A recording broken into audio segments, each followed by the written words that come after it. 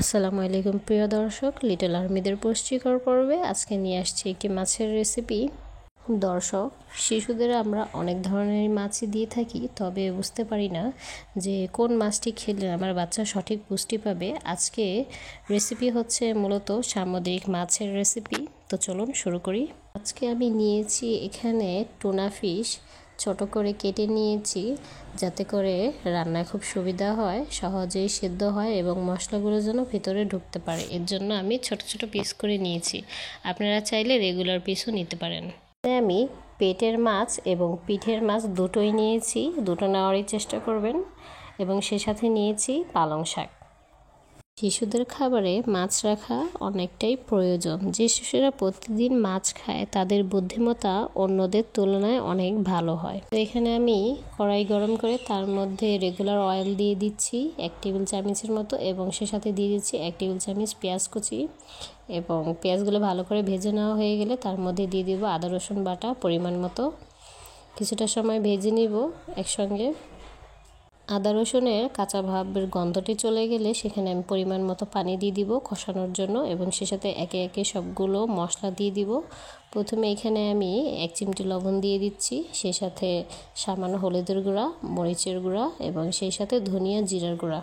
কিছুটা সময় ভালো করে কষিয়ে নিব এবং মাছের যে টুকরাগুলো ছিল সেগুলো আমি এখন দিয়ে দিব। মাছের টুকরা এই মশলার সঙ্গে ভালো করে ভেজে নেব। এখানে আমি পানি আগে অ্যাড করব না, পানিটা পরে অ্যাড করব, কারণ এখানে আমি সামুদ্রিক মাছ নিয়েছি, এর মধ্যে কিছুটা আষ্টে গন্ধ থাকে, যার জন্য আমি একটু ভালো করে ভেজে নেব মশলার সঙ্গে। শিশুদের মস্তিষ্কের কার্যক্ষমতা বাড়াতে সামুদ্রিক মাছ কার্যকরী ভূমিকা রাখে। মস্তিষ্কে থাকা ফ্যাটি অ্যাসিডের 40% হচ্ছে ডিএইচএ, যা সামুদ্রিক মাছ ও মাছের তেলের মধ্যে পাওয়া যায়।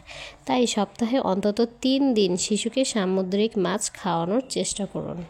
তো আমি মশলার সঙ্গে ভালো করে ভেজে নিয়ে এখন তার মধ্যে কিছুটা পানি দিয়ে আরও কিছুটা সময় মাছটি কষিয়ে নেব।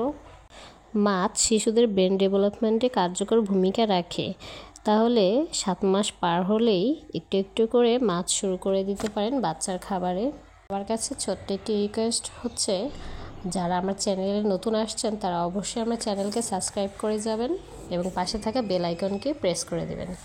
তো রান্নার এ পর্যায়ে আমি দিয়ে দিচ্ছি পালং শাক। মাছ কষানো হওয়ার পরে পালং শাক দিচ্ছি এবং স্বাদের জন্য দিয়ে দিচ্ছি একটি মরিচের 4 ভাগের 1 ভাগ। এখন শাক সেদ্ধ হওয়া পর্যন্ত রান্নাটি করে নেবেন আপনারা, এবং আমি কিছুটা পানি দিয়ে দিব এর মধ্যে, যেন শাক খুব ভালো করে সেদ্ধ হয় এবং একটি পাতলা ঝোল তৈরি হয়। আপনারা আপনাদের প্রয়োজন অনুযায়ী ঝোল রেখে নেবেন অথবা শুকিয়েও নিতে পারেন। তো এখানে আমি ঝোল এইরকম রেখেছি, আমার বাচ্চা এরকমটাই পছন্দ করে। দর্শক, জেনে নেই পুষ্টিবিদদের মতে আমরা কোন কোন মাছ আমাদের বাচ্চাদের খাওয়াতে পারবো। তারা সাজেস্ট করে তৈলাক্ত দেশি ছোট বড় মাছ এবং সামুদ্রিক মাছ, যেমন হচ্ছে আয়ের মাছ, পাবদা মাছ, শিং মাছ, বোয়াল মাছ, শোল অথবা মাগুর মাছ, রুই অথবা ইলিশ মাছ, পাঙ্গাস মাছ, সামুদ্রিক মাছ যেমন টুনা, স্যালমন, ডরি ইত্যাদি। তো আমি এই খাবারটি আমার বেবি ভাতের সাথে খেতে পছন্দ করে। আপনারাও চাইলে বেবিকে ভাতের সাথে এই খাবারটি দিতে পারেন। বাচ্চাকে ছোট থেকেই রঙিন শাকসবজি খাওয়ার এবং মাছ খাওয়ার অভ্যাস গড়ে তুলুন। সামুদ্রিক মাছ বাচ্চার ওজন বাড়াতে অনেকটাই সাহায্য করে। সামুদ্রিক মাছ হাতের কাছে না পেলেও বড় মাছ খাওয়াতে পারেন, বড় মাছেও বাচ্চাদের ওজন বাড়াতে অনেকটাই সাহায্য করে। ওমেগা 3 ফ্যাটি অ্যাসিড নামক যে পুষ্টি উপাদানটি রয়েছে তা আমরা সামুদ্রিক মাছ থেকেই পেয়ে থাকি। তাই বাচ্চার ব্রেন ডেভেলপমেন্টে অবশ্যই সামুদ্রিক মাছ রাখুন, এবং সেই সাথে বাচ্চাকে জিঙ্ক, আয়রন এবং সুস্থ সবল রাখতে বাচ্চাদের খাবারে পালং শাক রাখুন। তো রেসিপিটি কেমন লেগেছে অবশ্যই জানিয়ে দিতে পারেন, এবং এতক্ষণ সঙ্গে থাকার জন্য অসংখ্য ধন্যবাদ।